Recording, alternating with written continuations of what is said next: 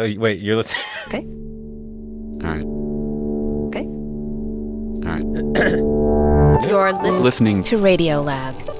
Radiolab. From WNYC. Yeah. and NPR. Please enter your address. Denver, Colorado. Calculating route. I'm a little bit closer to you. Okay, now I'm getting closer to him. Woo! I promise I won't bite you. We begin our journey this hour. How old are you? I'm 42. Oh, man, I'm 63. This isn't going to work. I don't know. With this woman, her name is Sharon Roseman. Okay, enough of that. Enough of that. All right. And we're going to talk about a little of a predicament she got herself into. I was about 5 years old.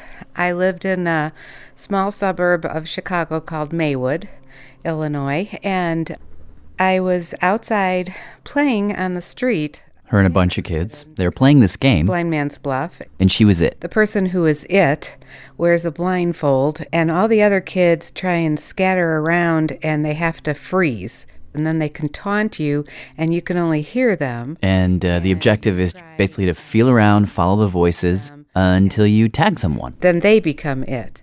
And that's what she does. Everybody laughs because the person that I tagged is kind of the loser, because I found them first. So I'm playing the game, and they took the blindfold off, and suddenly I didn't know where I was.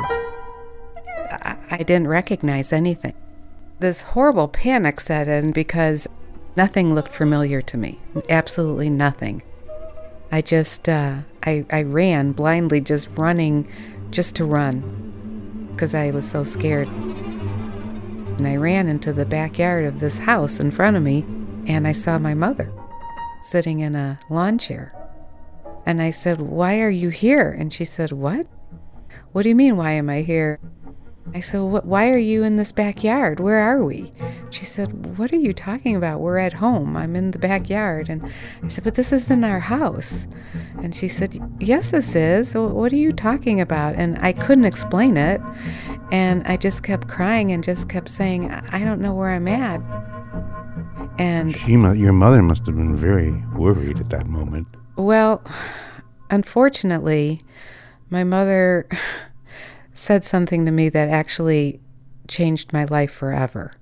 She pointed her finger in my face and she said, "Don't ever tell anybody because they'll say you're a witch and they'll burn you." What? Yes. She A said that witch? because you... I don't know. I don't know. And from that moment on, it was my secret. She realizes now that what happened to her in that moment, when she was 5 and playing the game, was that her whole world had rotated. A quarter turn. A quarter turn. Picture where you're sitting right now. Yeah. You would still be sitting in that same room, but the wall that you're looking at right in front of you is now one wall over to the right. Let me make it easier. If I were on the toilet, say, sitting there looking straight ahead, is now the bathtub in a different place than it was before, the sink in a different place by about Yes. 90 degrees? Everything in the entire universe. But just horizontally, it doesn't tilt? Or? No, it doesn't tilt. East-west becomes north-south. Like in Colorado here, the mountains, the Rocky Mountains are on the west end of town. Right. When this happens to me, they move to the north end of town, but everything else moves with it. So the first time that happened, did you say you didn't know where you were, yet you recognized things, but they just weren't where they were supposed to be? Or? No, I didn't even recognize them. That very first time I was so panicked, I just didn't know what to do. Did it ever happen again? Over and over and over.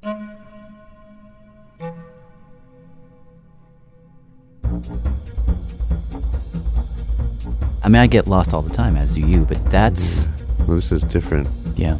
Before we go any further, let's just orient real quick. I'm Jad Abumrad. I'm Robert Krulwich. This is Radiolab this hour. We're calling it Lost and Found, so we're going to be experiencing the feelings like Sharon just had of being totally lost. And then that relief that you feel, as Sharon will feel eventually, of being totally found. Well, not totally. Let's go back to her story. Did it ever happen again? Over and over and over. She says this 90-degree rotation problem would come on in all kinds of situations. Sometimes even when she had her eyes closed. But what saved me was that shortly after that first episode, I went to a little birthday party, and we were playing Pin the Tail on the Donkey. And they put a blindfold on me and spun me in circles. You must have been like, oh, man. Yeah, you didn't want to do that. It was awful. Because after that first turn, everything did shift. But then... On the second turn, when they spun her around again? It fixed it. Really? Yeah. How does that's so weird. If I played a third time, crazy again. So it's binary. It's like on, off, on, off. Exactly, exactly. But I couldn't tell anybody that. But now she had a fix, or a temporary fix. So from that moment on, anytime her world would shift, I would go into the bathroom and I'd close the door so nobody could see me, and I would spin in circles until it fixed it. You spin and it reasserts itself correctly. Yeah. And I still do that to this day. And with her secret spinning, Sharon has managed to lead a relatively normal life. She got married, had 3 kids. But when my children were babies, if one of them would just cry out in their sleep, invariably, she'd wake up, bang into a wall, completely turned around. And then I would have to follow their cries, the sound of their cries, until I could find their bedroom. Huh. There was no explanation for that. I had to just say I was clumsy. So you never told them? No. And my husband didn't know, and I'm not married to him anymore. But, and you can leave that in there. The point is, she kept it a secret. But one day, when Sharon was 29, she was on her way to her brother's house, and she got turned around. So I called him from a payphone, and I said, I can't find your house. She read him the names of the street signs. And he said, Sharon, you're like 2 blocks from my house. And I just started crying, and I told him the story. He was just shocked.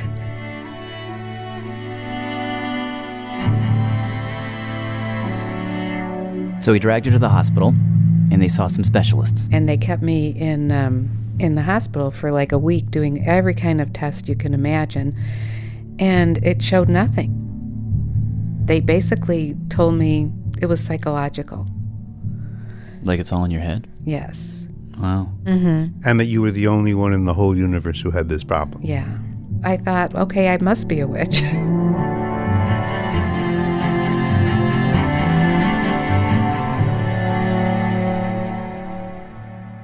Huh. I mean, that's a crazy story. Okay, just to pull out for a bit. After we talked with Sharon, we ended up speaking with, well, if you've heard Radiolab before, you probably know that voice. Jonah Lehrer? Don't ask it like a question. Jonah Lehrer. There you go. Jonah is a science writer and an author. My last book was How We Decide. He knows a lot about the brain. And so we played him tape from the Sharon interview, just to see what he'd think. And he had an interesting take. Well, it's just one of these great windows into this talent we completely take for granted.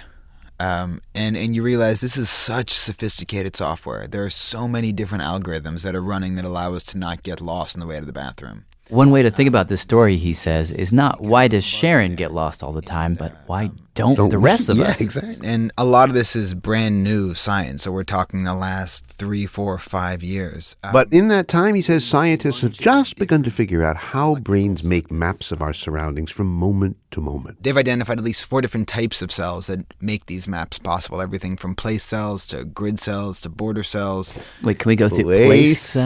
cells? Yeah, no, we'll slow down. But all these cells come together to give us these incredibly rich maps. This all began to make more sense to us when Jonah said, okay, let me do it this way. I just took a trip into this office building. I'm sitting in a radio station. Now, let me do the same thing as I did it in my brain. I got out of my car. I walked to the front of the building. So I open up the door, and somehow, some way, my brain begins to make sense of this space. First thing that happens, he says, is little cells in his head called grid cells come online. Grid cells are pretty weird, I gotta be honest. Before he's even taken a step into the building, these grid cells, kind of like mappers or surveyors, they just lay on a grid. This grid, this matrix, Over the hallway right in front of him. unbeknownst to me, that grid is composed of equilateral triangles. Triangle. Wait, what? Triangles, yeah, it's pretty spooky. As I'm walking down the hallway, I pass from one triangle to the next. my brain is keeping track of exactly which triangle I'm in. I pass by a wall, so some border cells go off, Avoid the concrete wall. which just respond to borders, edges, physical limits. I look to my right, and my head direction cells change, but then they change back. Wait, head direction cells? So there's a head direction neuron firing all the time when I'm facing dead ahead. When I turn my head to the left, that neuron stops firing. We have a new head direction neuron firing. Now I'm back to the dead ahead. I turn to the right, new head direction neuron firing. Dead ahead.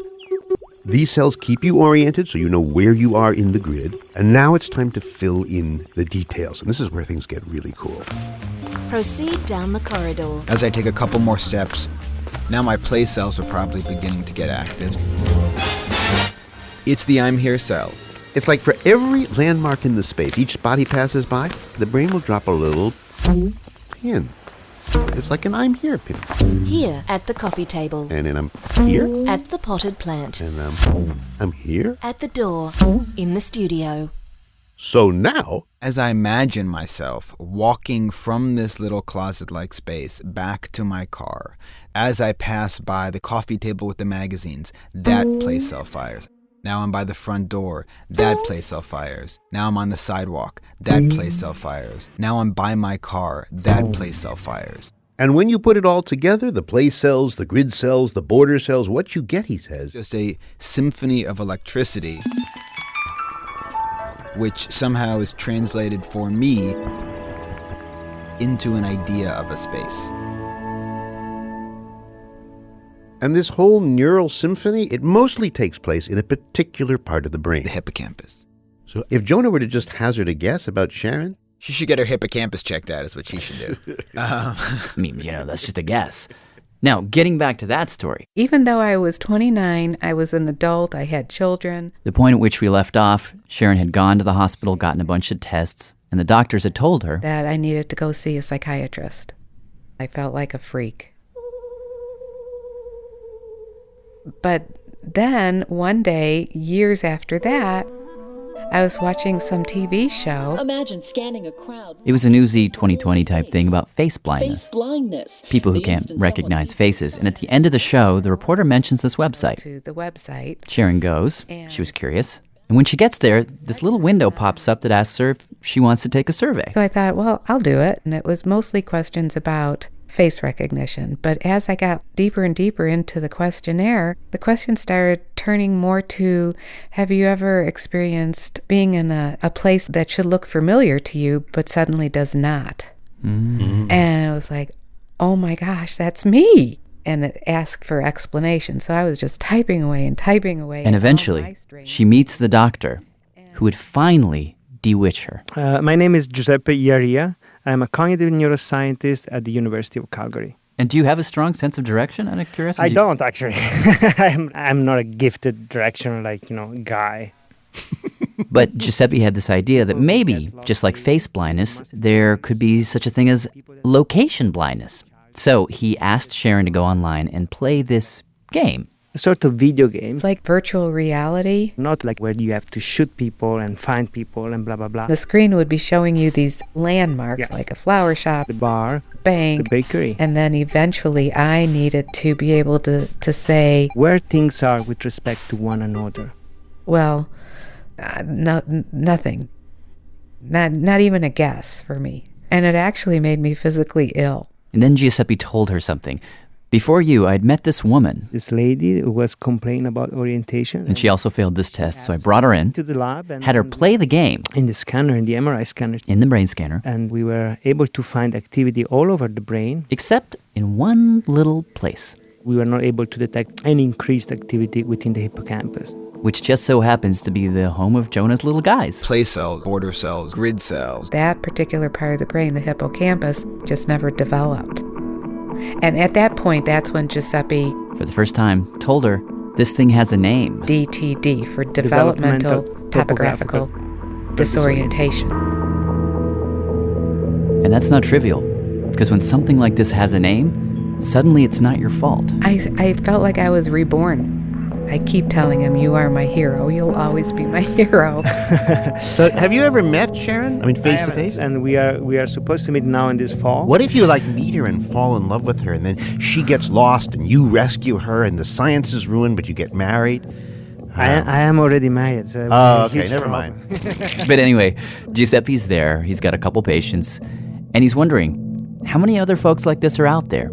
So he puts up a website. We said, okay, we are looking for people who have these specific symptoms. 1 year later, we were basically dealing with 700 people with the same, with the same issue. People? Yeah. So he sets up an internet forum where they can all talk to each other. I'm the moderator. And now Sharon corresponds with DTD sufferers from all over the place. There are others out there who experience the 90-degree rotation. Really? Whoa. What about spinners, though? Have you ever met a spinner? No. No. No. Actually, I should get some water because if I don't get. Oh, here. Well, there's one you there. can just use that one. That's fine. But then, a few months later, she did. Another woman named Sharon. My name is Sharon Machel. The last name is Machel. Rhymes with Rachel. Okay. When this Sharon heard about the first Sharon, she says she bolted straight up. There is a woman in Colorado who has what I have. And it was such an emotional moment for me. That she decided to fly to Colorado to meet Sharon Roseman. And they spent a day together. All right, so let's just start with the easy stuff and They spoke with reporter Dave Fender. describe yesterday. I mean, what was it like to get together yesterday? And Yesterday was awesome. I got out of the car and we just gave each other a hug, and it was a bond that I've never experienced with anybody else in my life ever. we sat down right away in the hotel lobby and started to laugh. We couldn't stop laughing. Everything we were telling our experiences right away and comparing notes, not even finishing our sentences. Now, we still don't know what's wrong with Sharon and the others. And we certainly don't know how to fix it. But whereas before, Sharon and Sharon were lost and alone, now they're lost and together. This bond that we share. So in a way, it's like they're not really lost. Like, we sat there probably for 15 minutes describing how we were going to navigate from this hotel to the shopping mall that we could see right out the window of the hotel. And we had to come up with some contingency plans. Yeah. What if? Yeah, so we had the GPS if we needed it. Sharon had a map in her hands if we needed it. We had street names. We were just hoping that at least one of us was there instead of being messed up. And so we got there. There it is. We were both so excited. We were jumping up and down. I mean, it was really ridiculous if anybody saw us and had no clue why we were so excited that we found Nordstrom's.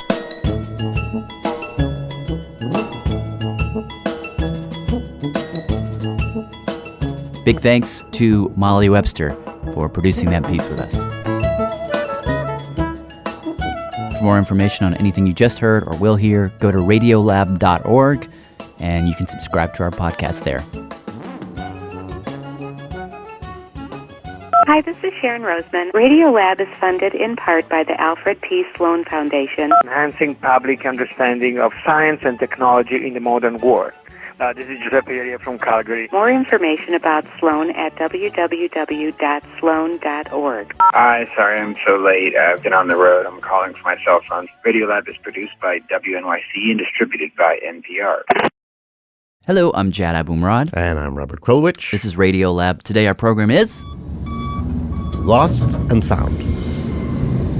Approaching zone without GPS. All right. Well, I think we're getting real close. And here, driving into our next adventure, is our producer, Tim Howard. Yeah, see if this is it. So Soren and I took a trip. I need your picture ID. Yep. To Fort Monmouth, New Jersey. Fort what? Fort Monmouth. Is that a military base? Yep. We were going to this museum they have on the base. Tim Howard. Nice to meet you. To meet this woman, Mindy. Mindy Rosewitz. I'm the museum curator at U.S. Army Communications. She agreed to show us around. To see what? Patience, Jad. Do you want to hear some stories? Absolutely. Okay. Here on display we have the war heroes. So she pointed to this one glass case, sort of like a memorial. Well, he was born in 1918, died here at Fort Monmouth in 1937, so he lived about 20 years. Served with the Army Expeditionary Forces. He was wounded and blinded in one eye, carrying a very important message. What's all this on his face there? Looks like putty, like... What's all this stuff on his nose? It's called crop, and it's a natural growth. I think it's a calcium growth, and some pigeons just get that. Did she just say pigeons? You got it. A lot of them get it. Here's another one, mocker. I don't know. This is a beautiful pigeon here. Yeah, but he has one eye. Oh, wow. His eye was shot out in the war. Wait a second, Tim. Mm-hmm. What's the story? Why pigeons? Why pigeons? Yeah. Well, A, pigeons are awesome, and B, there's a big question here. Which is? But let me just start you off training wheels with a simple little story. This is G.I. Joe. He's our hero pigeon. But there's one pigeon named G.I. Joe. G.I. Joe's pretty cool. Well, he looks like a totally ordinary pigeon. I wouldn't know that I'm standing a foot away from a war hero. I think he's cute. He's got yellow legs. Remember I told you about the legs, the feet? All right, so what's the story? Okay. So it's 1943. There was a town. The British have just taken this little Italian town, Krulwich, from the Germans. the bad guys. The problem is they took it really fast, and their American allies are about to Bomb the town. in 20 minutes. Oh, their radios are down. They can't get anybody back to the base in time to tell them to call it off. How nearby is this base? 20 miles away. And so they only really have one option. Let me guess. Now wait, just so you really get this. Yeah, bring it home. This bird is in a place that he's never been before. Mm-hmm. Whole way there, for hours, he's been in a dark box. He should be completely confused. Should be. And yet when they take him out and throw him in the air, like a cosmic zip cord, he's pulled over mountains, lakes, forests, none of which he's ever seen before. Right back to the army base where he lives. Just in the nick of time. Just as the bombers are about to take off. He's credited with saving over 1,000 British lives. American-hatched G.I. Joe carried a message through an artillery bombardment in Italy and saved units of the 56th London Division. How the hell did he do that? How did he know exactly where to go? Some of them returned with the message capsule hanging from their leg and their breastbones shot open and all that kind of stuff, but they would always fly back home. How? That's your question? Yep. Hello? Hello there. So I called this guy. This is Charlie Walcott. He's a heavy hitter in the pigeon world. Former director of the Cornell Lab of Ornithology. My question is, if G.I. Joe had never been to that town, how did he know how to get back home? Well, the first thing that G.I. Joe needs to know is where... Wait, Tim, I'm sorry. I feel bad for saying this because it's your first piece for the show, but I mean, don't we know the answer to this? What's the answer, John? Well, birds have a compass in their head. That's how they migrate. Jed, you dummy. You're just not getting the degree of difficulty. Think about it this way. If I take you in a little boat and put you out in the middle of a large body of water, all you can see is water in every direction. Which way do you paddle to find New York City? Are you asking me? Yeah. Can I have a compass in this scenario? Sure. But that's not going to help you. Sure it will. No. What do you mean no? Just think about it. Which way are you going to paddle first? I don't know enough to say. Exactly. It depends a little bit on whether I've dumped you in the Atlantic Ocean, the Pacific Ocean, the Indian Ocean, or whatever. You can't swim home if you don't know which direction home is. And you're saying this is what a pigeon does? You can throw it anywhere and it knows. That's my whole point. If you were a pigeon, I wouldn't need to tell you anything. How did G.I. Joe figure out where he is with relation to home? That's the great question. That is, okay, I'm with you now. And I'm sorry for interrupting you earlier. That's all right. So how do they do it? Well, and if you have a one-sentence answer for it, then that's a short interview. It is a very, very easy answer. We don't know. Wow. But they have been doing a lot of crazy experiments on pigeons over the years, like 60 years now, to try and figure all this out. Like what? Let us count the ways. We have tried flying pigeons with frosted contact lenses. Really? They've put coils on their Top heads. of the pigeon's head like a hat. They've glued little brass weights to their backs. They've put radio transmitters on them. Yes, indeed. They've followed pigeons in airplanes. The point is that it's a complex issue. And they have definitely not arrived at any consensus for how pigeons do this. They have theories? Plenty of theories. Oh, yeah. For example, the Italians, Floriano Papi and his colleagues, believed that when you take the pigeons out to the release point, They sample the odors on the way to the release point. All the smells of the places that they pass? Right. Essentially a series of olfactory landmarks. You know, you go past the chocolate factory and the olive groves, or the garlic plantation, or whatever. Sounds like a beautiful place. And so when a pigeon is released, what it does is it sniffs the breeze and says, aha! Continue past garlic. Take a left at chocolate. This is the odor that came to me on the north wind, and therefore I need to fly south in order to get home. But Charlie's actually put this idea to the test. We anesthetized the pigeons, put them in a box, artificial air. So they can't smell anything. In a rotating turntable, and transported them about 100 miles away. And when they got over being kind of carsick, they flew home just fine.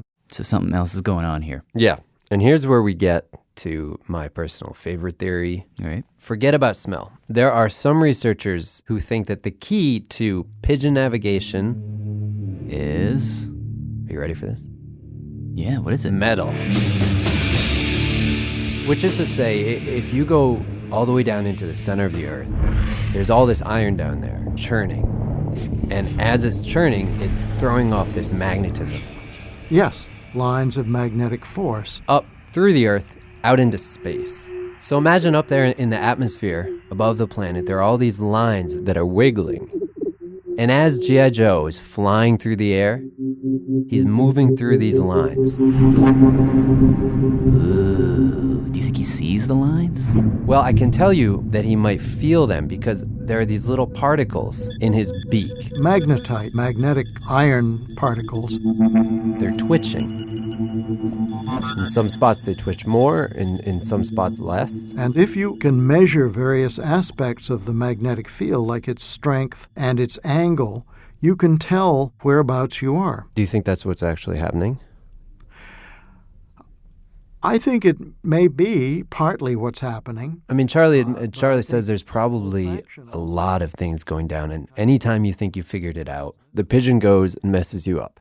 For example, he told me about this one place. There is a place in New York, about 90 miles west of here, called Jersey Hill Fire Tower. If we take Cornell pigeons to Jersey Hill and let them go, they go random, and so they are essentially lost. It is a Bermuda Triangle for Cornell pigeons. Why would that be? That's Soren. And if we knew, I would tell you. Is it a magnetic thing? No. There's nothing magnetically disturbed about it. Is it a sewage treatment capital? No. Hyperactive radio frequencies? No, it's a hill surrounded by pine trees. It's just a hill. Does it make you wonder if there's a whole other system going on in a pigeon that we haven't even started to think about? Yes, of course. And then you say, well, what could it possibly be? Yeah. And after a long day of being out there with the pigeons and releasing them and waiting for them to make up their mind and fly home and get the vanishing bearings, you come back and you open the loft, and there they are, all sitting on their little perches going, coo, coo. And you just long to grab one by the scruff of the neck and say, how do you do it? But so far, obviously, they haven't told us. One more thing. I didn't tell you about how they were monogamous. Oh. The pigeon mind might be unknowable, but the pigeon heart is an open book. Yeah. Well, Mindy said that with a lot of other birds, Roosters and chickens. if you get them all together, they all go wild and party. one thing leads to another. They all They're party. jacuzzi, right? Well, maybe they go in the jacuzzi after. Maybe I don't know what they do in the jacuzzi. I'm not judging. Okay. But pigeons? They would mate, and they would stay mated until death. Do they part? So one thing you can do to make the pigeon fly home faster is you take the male out of his cage, you put another male in there with his girl, and of course he's going to get pissed off. His feathers are fluffing, and who is this stray male in my cage, and all this kind of stuff. Drive him away. And he flies back so fast to clean house. Yes, this is called the widowhood method, and yes, it is a powerful motivator. Yeah, they miss the misses. So who knows how he did it? But what may have propelled G.I. Joe through those darkened, war-torn skies was jealous rage. Could have been. You go, G.I. Joe. You go get that young buck. Yeah, you go, G.I. Joe. And if you have to save 1,000 lives in the meantime, okay, just do it.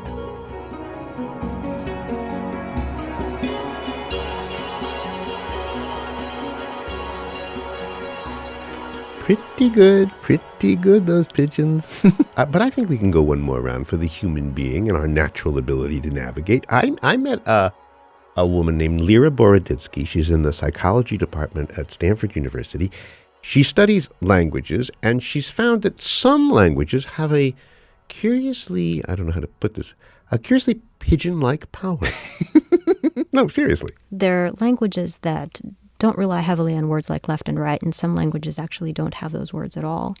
In the culture I got to spend some time in, they rely on north, south, east, west. Oh, you mean like instead of taking a left at the biscuit factory, I'm going to hang an east? More so than that, you would say things like, there's an ant on your southwest leg, or move your cup to the north-northwest a little bit. Where are we talking about, by the way? Yeah, you should back up. This story is too good. You should start at the where beginning. are we in the world right now? This is a community called Pumparao on Cape York in Australia. Pumparao. When was this? This was a few years ago, I guess 2006. There, the way you say hello in Pumparao is you say, which way are you going? So in English you say, how are you? Fine. In Pumparao you say, which way are you going?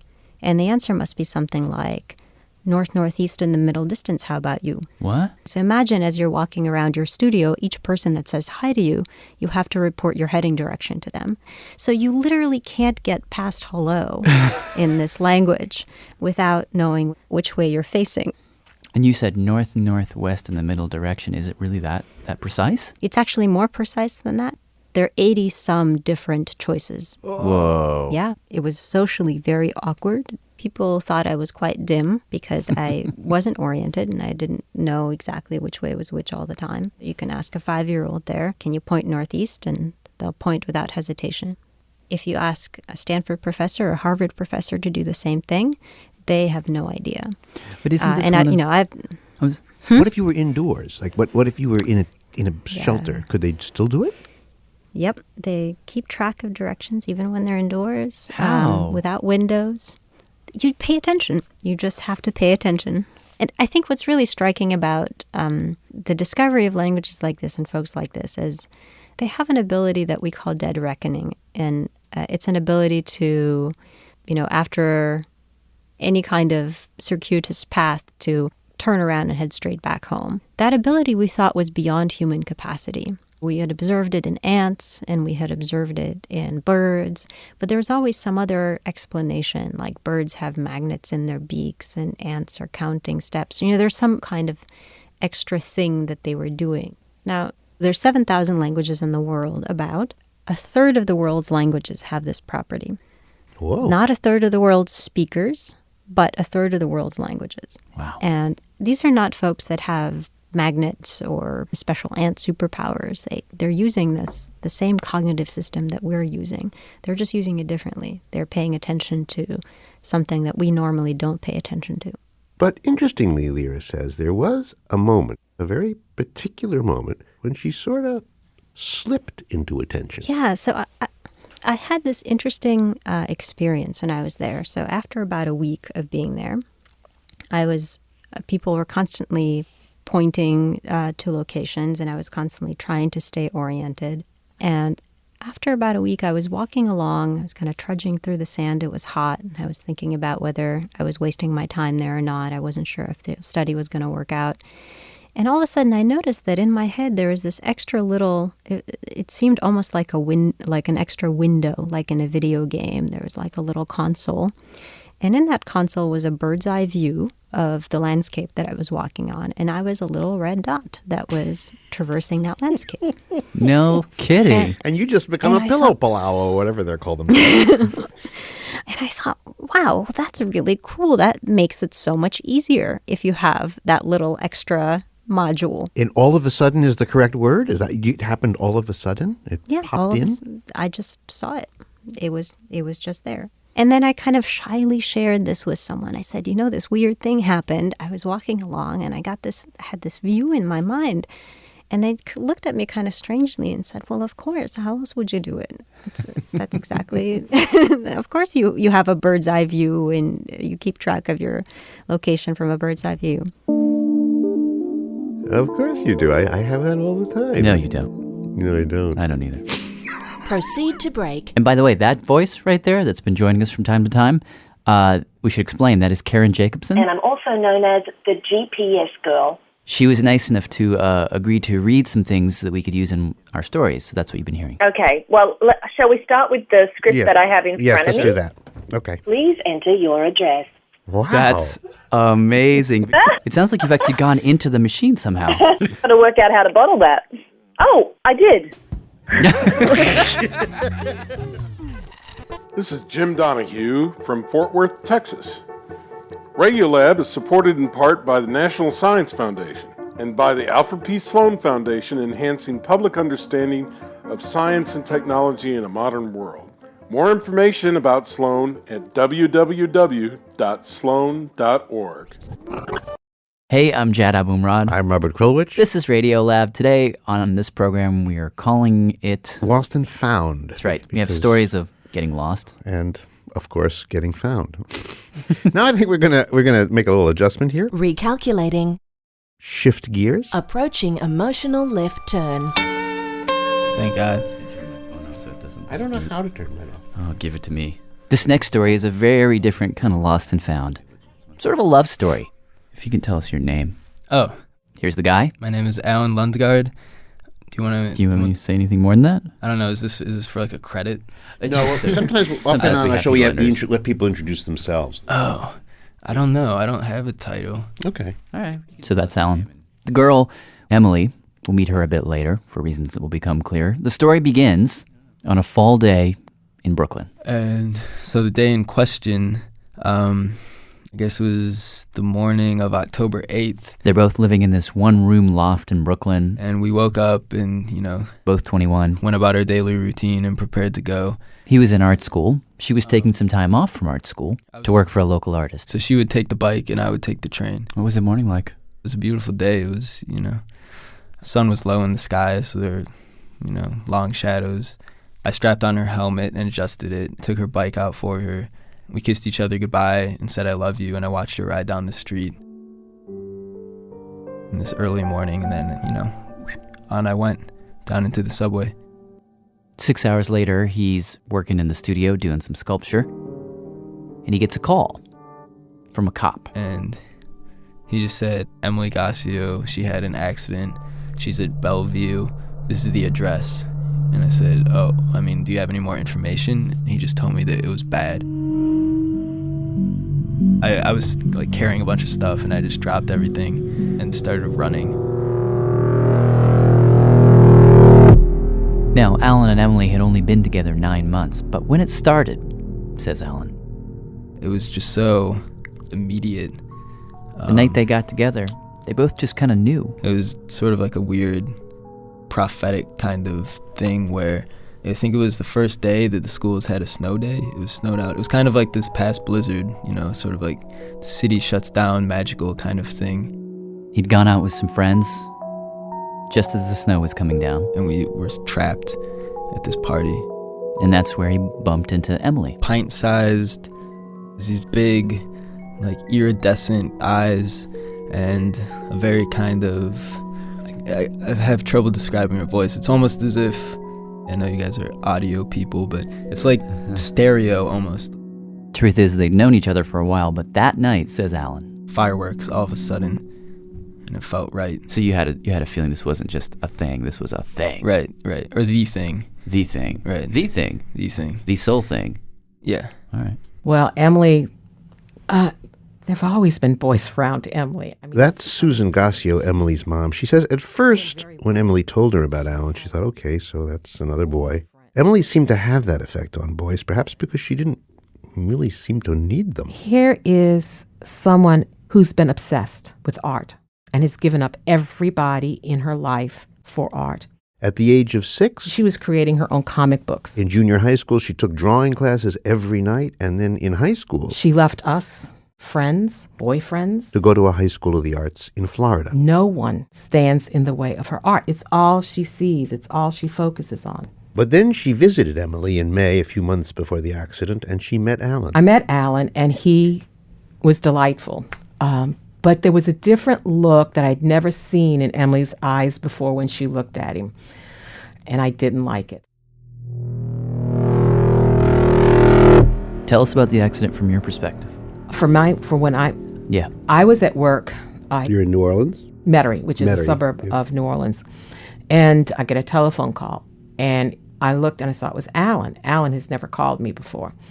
Answered the phone. I said, hello, Alan. And he said, you have to come. Emilie was hit by a truck. 18-wheeler semi-truck. And I took a breath and I said, Alan, is Emilie dead? And he said, no, but you need to get here as soon as possible. 6 hours later, her and her husband, Emilie's dad, were at Bellevue Hospital here in Manhattan. They brought us into her room in surgical ICU. We all went in. She was just lying in bed. And there were tubes down her throat. Coming in and out. And her face was so swollen. Emilie, covered in blood, weighed probably at the time of the accident about 100 pounds. And she then weighed 128. She had swollen 28 pounds. She had multiple fractures in her leg and her pelvis and the left side of her face. They had opened her abdomen and they had taken her intestines out and put them on top of her body so that she could breathe. And she was just lying completely still, you know. That first 48 hours, nothing moved.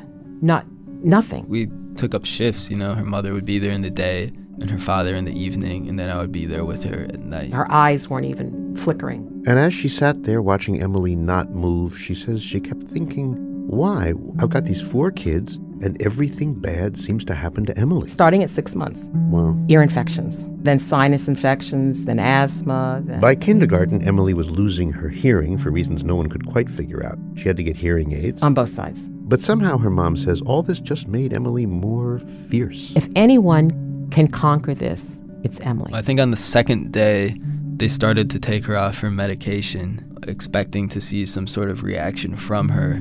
And nothing. Nothing.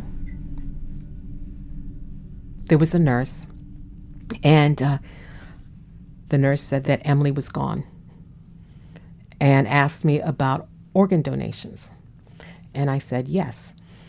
And so I worked up enough courage to go into what they call the track room, which is where the residents usually are. And there was one woman resident sitting at a computer, and I went and I said, when are you going to let Emilie go?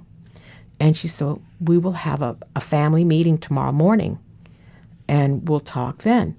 And so I said, okay, and I left, and I went back, and I'm sitting with Emilie, side of her bed, and I'm telling her, Emilie and I read the book, The Bridge of San Luis Rey, when she was a sophomore. And I remember the ending of the book. There's a land of the living, there's a land of the dead, and the bridge is love. And that love is the only thing that survives. And it's kind of the way it goes. And so I was sitting there with Emilie, and I was saying this and talking in her ear and saying this and talking to her and telling her that I would love her eternally through all time, that our love would never end. And Emilie raised her left hand. Did you? Oh, What was? It was chaos. I was yelling for the nurse. I saw it. I saw her move. That was really one of the really abrupt moments. Now, they knew. Emilie was not dead. Emilie was alive. But how alive? Over the next few days, says Alan, she slowly started moving more, not really in response to anything. She'd writhe in bed, scratch her leg where there was a wound. We would hold her hand down, and she'd slap our hands away. But when they tell this to the doctors would say, that's not indicative of any kind of mental functioning. Could just be a reflex, really. So the medical team began trying to determine just how damaged was she. The ophthalmologist teams were coming in, and they were trying to get Emilie's eye pupils to respond, and they weren't responsive. And so I knew what that meant.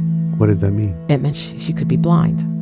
So Emilie couldn't see, couldn't hear. Because remember, she wore hearing aids. And why didn't you just put those in? We tried. We tried many times to put it in, but she just wouldn't allow it. What would she do exactly when you did it? Flail her head, shake around. Kick, and she would hit. Had a lot of bruises on my body where she'd kicked me and pinched me. So we stopped. Right. Every once in a while we would go back to it. But there was the question, maybe she couldn't hear anymore. So what do you do to a person you don't know what's going on inside her and you can't get to her? You send her to a nursing home, and that's where she would have remained. And after several weeks in the ICU, Emilie, she was stable. And that meant they had to make a decision. Once you become stable, then you have to move off surgical ICU and out of the hospital to either a rehabilitation or to a nursing home. So that became the new question. Where would she go? Could she be repaired, so to speak, in which case she'd go to rehab? Or is this it for her, in which case she'd go to a nursing home? Now, making that call medically is sometimes tricky. That's Dr. Michal Eisenberg. She's a physician at NYU, and it's her job to make that call. And she says one of the key criteria for getting someone into rehab? To do rehab on somebody, you need to have them reacting to you. A person needs to be able to participate in a meaningful way for 3 hours of therapy a day. They have to be able to follow commands because that's how you rehabilitate someone. If the person can't hear, if the person can't see, then there's no way to communicate with her. And so they made the assessment that she could not go to rehab. And that Emilie should go to a nursing home. So, sent my husband back to New Orleans to look for a nursing home that they could bring her back to. They just kept it all secret from me that they were going to take her away from me. I mean, how do you tell someone who loves your daughter that much that we're taking her away? But it was not just one life that we had in our hands. It was 2 lives.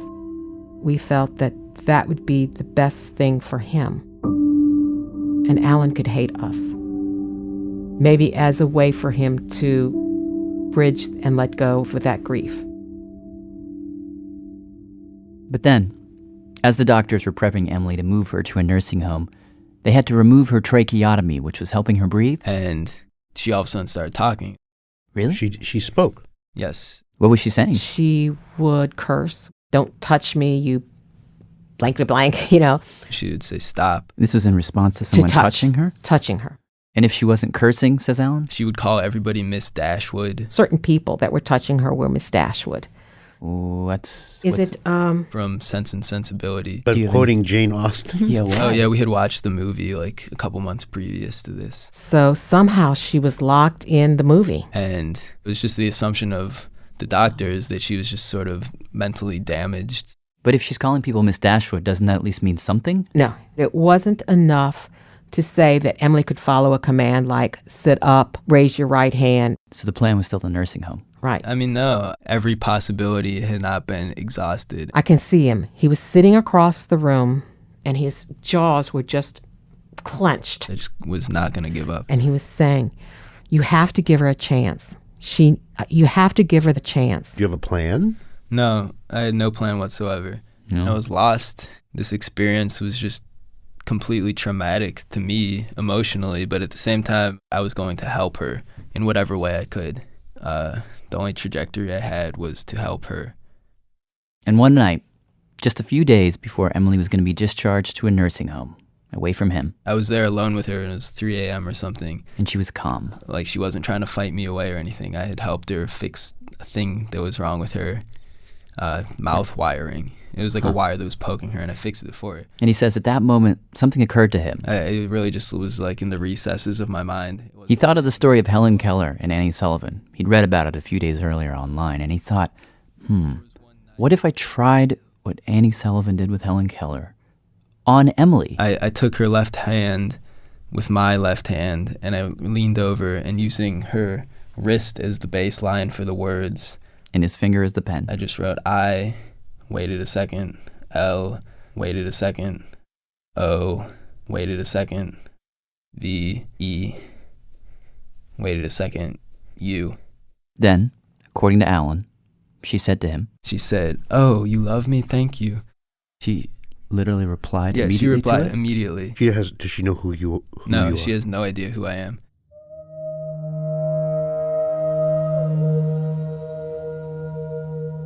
But now he had a way to get to her, so he could figure out how much of her was actually there, and maybe even prove it to the doctors. You know, I had to have something that was conclusive to present to them.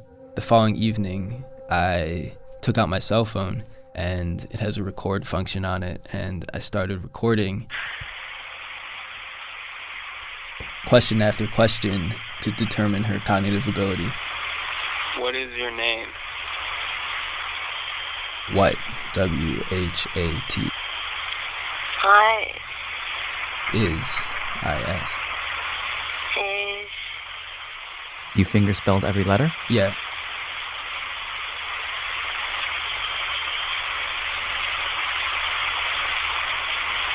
car? What is your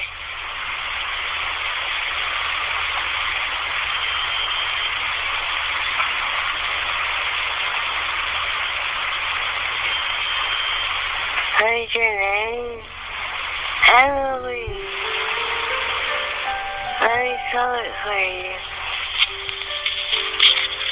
She's writing her name on the palm of my hand.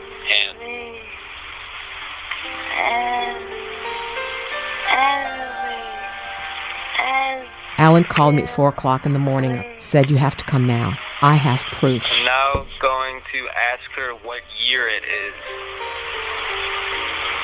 What? What? Now I'm going to write year. Year is it. Question mark. 2010. Very good. Very good. Emilie, very good. Very, very good. You know where you are. Question mark. No, I don't know where I am. Okay, right now I'm going to write hospital. Got there about 4:45 in the morning. Alan is over there by the bed, continuing to fingerspell and talk to her. And she calls him Alan. She knows that this person who is fingerspelling on her hand is named Alan. But Alan can't get her to understand who he really is, that it's her Alan. I'm just going to write my name again, Alan. Like, she just couldn't make that mental jump to connect her past life with her present. Alan, what ethnicity are you? Are you Asian? Am I Asian? And tell her no. Next thing I hear her say is, "Pull me out of the wall." She kept saying, "Pull me out. Please pull me out of here. It's dark in here. Pull me out. Help me. I know you can do it. Pull me out of the wall." I kept saying, I can't. I would write on her hand, I can't. Alan starts to sob, and I'm crying too. What are you thinking at this point? It wasn't enough. That wasn't enough. It wasn't enough. And I said, "Alan, ask her about her hearing aids." And so he fingerspells hearing aid. And she said, okay. She agreed to put the hearing aid in for the first time. So we put it in and switched it on. He said, "Emilie. Emilie, can you hear me? It's me, Alan." And immediately, everything came back to me. I was there. I remembered everything. The door opened and Emilie stepped out. She was back. Yeah, it's just like hearing his voice.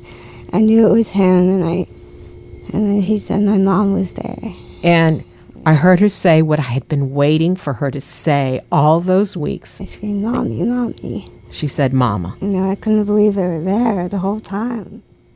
We asked Emilie, before she came back, where was she? I didn't know where I was, if I could see at all. I mean, all I knew is that I was sleeping, and I was always dreaming.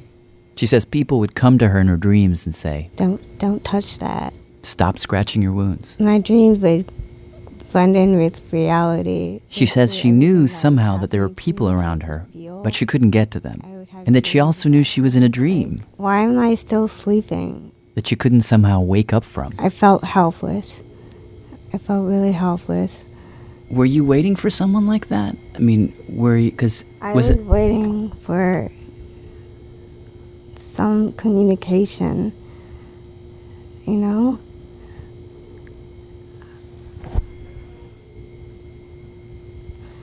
And I was relieved. and he's a miracle to me.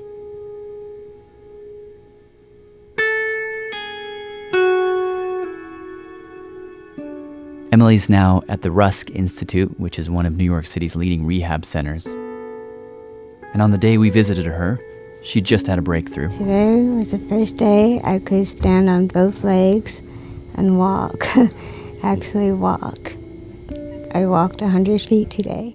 After rehab, she'll be moving into an apartment in Lower Manhattan with Alan. She's blind, and the chances of her seeing again are slim, but Alan plans to spend his time helping her cope and helping her find a new way to make art. Emily, can you introduce yourself? Do you want me to say my name is Emilie? Yeah, just so we have it all on tape. They asked me if I would have a title, and I couldn't think of one, but I thought of one. A title? Yeah, I'll do mine. My name is Alan Lundgard. I'm the boyfriend. My name is Emilie Gossiaux. I'm the girlfriend. You're the star of the show. Oh, is that what I should say? If you want to know more about Alan and Emilie, go to our website, radiolab.org.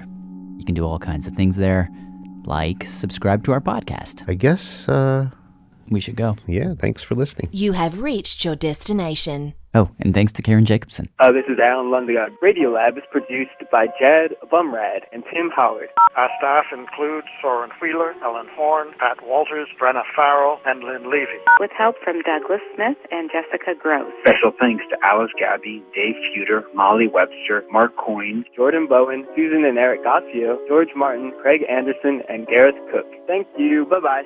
End of mailbox.